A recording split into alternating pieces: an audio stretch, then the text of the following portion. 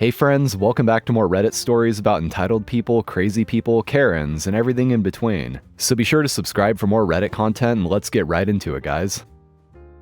Male Karen threw a handful of coins at me at McDonald's. The story happened when I was 20 and worked in a McDonald's while studying at university.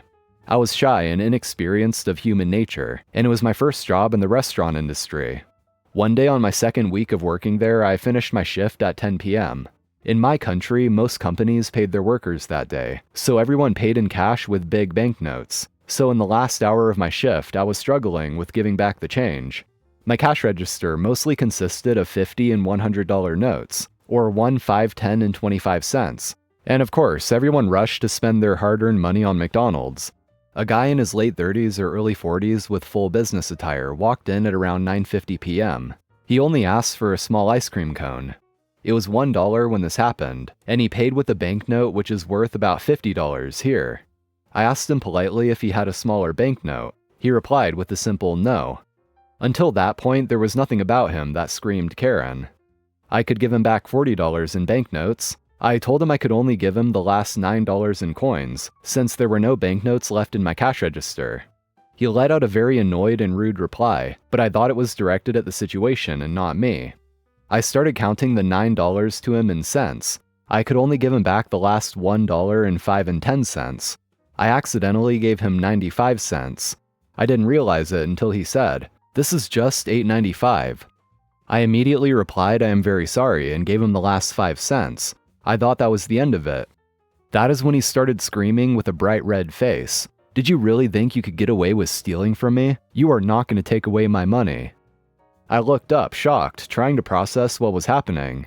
He was screaming so loud that the whole McDonald's went silent, and they were all staring at us. I told him, "I'm sorry, it was not intentional, I just miscalculated the coins." He continued screaming, "You are not going to scam me, and what the F are these coins? Give me banknotes." And he threw all the coins from his grip at me. I stood there, humiliated, intimidated, 50 people staring at me. I could only say I don't have banknotes. He replied, "I don't give a f what you have. Get me banknotes from somewhere." That is when my manager arrived to my station. He was the good guy manager, thankfully. He took over the situation, gave him his change, and firmly told him that cashiers cannot leave their station and can only handle the money that is in their register. And it is very unlikely someone would steal 5 cents. He dropped his brave screaming attitude now that the manager wasn't a 20-year-old girl, and left. Never saw him again after that. Neighbor helped herself to other people's stuff. Several years ago, I heard my sweet neighbor and another woman arguing on the sidewalk. I looked closer and noticed they were both pulling a plant pot in different directions and about to fight. No clue what was up, but knew my neighbor. If she was arguing, she was right. Me and my husband went over to intervene. My husband wanted to help make peace. Me, I was going to help my neighbor, no questions asked. Why the argument? The other woman was a new neighbor. Our nice neighbor noticed her plant pots were missing and were in the new neighbor's yard. Yup, new neighbor had stolen nice neighbor's plants, plant pots, and yard decor, and decorated her yard with it. My nice neighbor had hand-painted several pots that were in her yard, thus they were easy to identify as hers. We walked over to the new neighbor's yard to get our neighbor's stuff back. When we got to her yard, we noticed several things looked both weird and very familiar. Oh yeah, and the new neighbor had called the cops on us, or at least someone did. Anyway, the new neighbor had planted patches of different types of grass all over the yard in a checkerboard pattern, as well mismatched shrubs and flowers. Yup, we were missing grass patches from the side of the house and one of our shrubs. When the police arrived, the new neighbor was adamant the plants, pots, grass, shrubs, and yard decor were hers. She informed the cops she dug them up from others' yards in the middle of the night and planted them. Yup, she claimed finders keepers. Didn't quite work out. My nice neighbor insisted on pressing charges for petty theft and destruction of property. We just dug up our grass patches and replanted them. Some of them even survived it. Nosy neighbors kept walking by after the new neighbor was arrested. As we were digging things up, we explained why to them. Neighbors kept recognizing their stuff from her yard. One neighbor asked if we'd seen a picnic table as his was missing. We hadn't thought to check the backyard. Yup, picnic table in a yard full of her finders keepers haul. She moved pretty much right afterward. We didn't miss her. Yes, this happened in Florida. It might explain a lot. Church wants to sue me for a review? I'm from Germany. We are a very litigious society, so much so that businesses can sue individuals for writing bad reviews. In fact, per German law, it's up to the individual to provide evidence that what they wrote actually happened, or else the individual can be forced to take down the review and pay legal costs to the business. I'm a tradesman and did some renovation work for a church in a small town. The church did not pay me. I take 50% up front, and the church had cheated me out of the second half after I had completed the job. The church only had one other review. I wrote a review stating that I had been cheated by the church.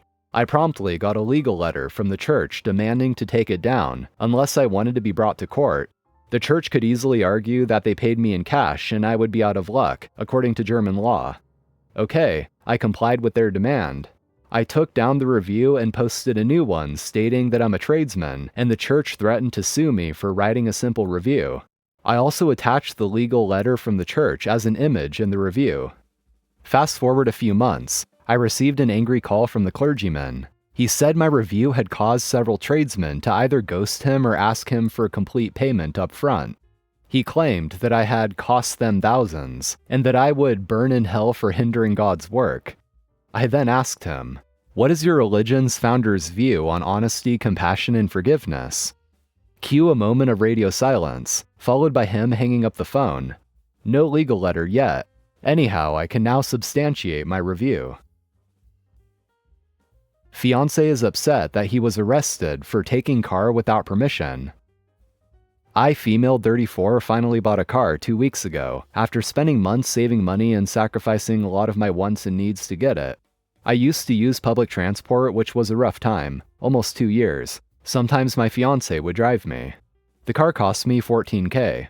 My fiancé was thrilled, although he was upset that he didn't get to choose the model, but I thought he'd get over it. Anyway, I let him drive it once after he said he wanted to test it, but noticed he kept asking to drive it here and there. I let him take it 3 to 5 times and he was showing it off to his brother and his cousins. But then I started declining when he started asking more often and getting in the way of my work. We had lots of arguments because of it. He insisted I let him take it days ago for 4 hours for an important meeting, but I put my foot down and refused because, for one, I had to go to work. And also, ever since I got the car, I couldn't really feel like it belongs to me. He threw a fit, but I went upstairs to clean up. Half an hour later, I came downstairs and walked out with the garbage bag, and saw that the car wasn't in the driveway. I freaked out, thinking it was probably stolen. I called my fiancé crying, and he said he had it. Turns out he took it to go show it off to his friends. That was the important meeting. I lost it, saying he had X time to bring it back, but he said he was going with his friends to celebrate the car. I yelled that it wasn't his car, but he hung up. I was so mad that I somehow found myself calling the police and reporting the car missing. Almost an hour later, I found out that he was picked up at a restaurant with his friends. The car was returned. He was detained for several hours and was let out late at night around 11 p.m. He came home and refused to speak to me, except to yell that I effed up by calling the police on him like that when he was celebrating my new achievement for me.